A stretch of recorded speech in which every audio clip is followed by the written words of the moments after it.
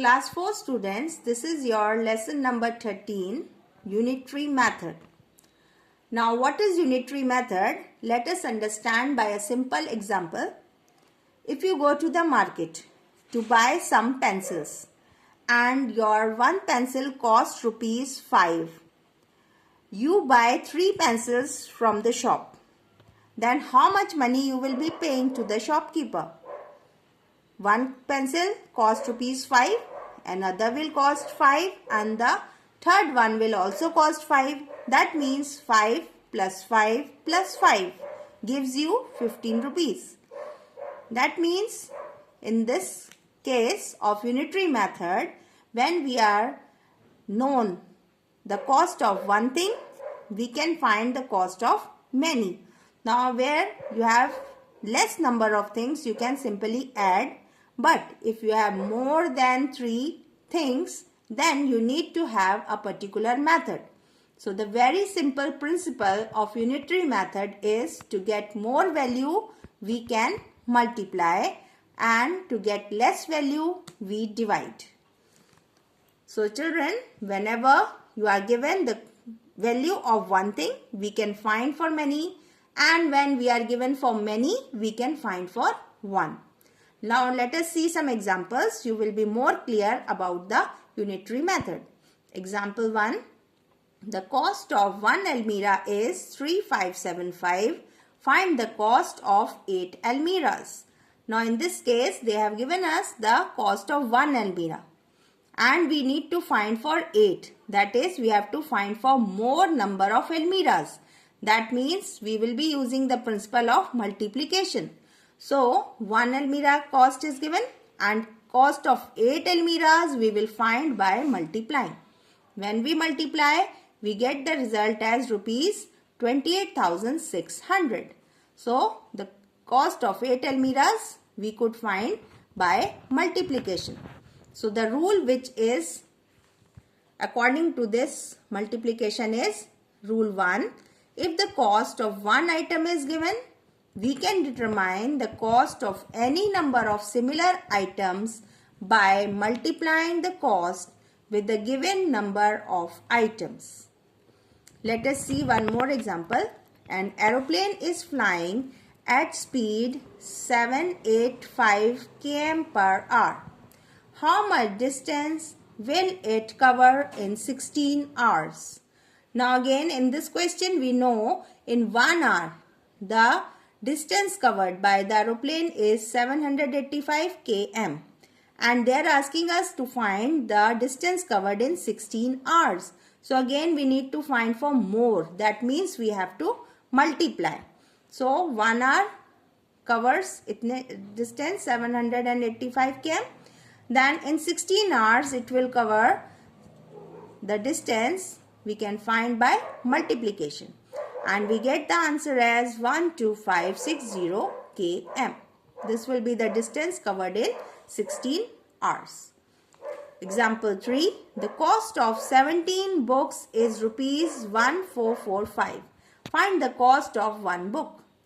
Now in this case, we have got the price of 17 books. That means more number of books. And we have to find the cost of one book. That means less number of books. So in this case we will use the principle of division, as we need to find the cost which will be lesser than the cost of 17 books. So 17 books cost is this. Then one book will be 1455 divided by 17.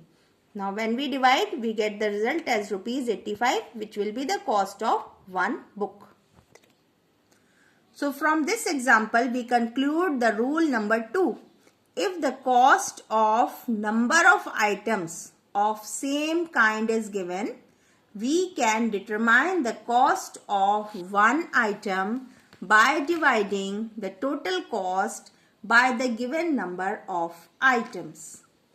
Let us see some more examples related to this rule. Example 4. 13 trucks carry 5447 bags of cement. How many bags of cement can be carried in one truck?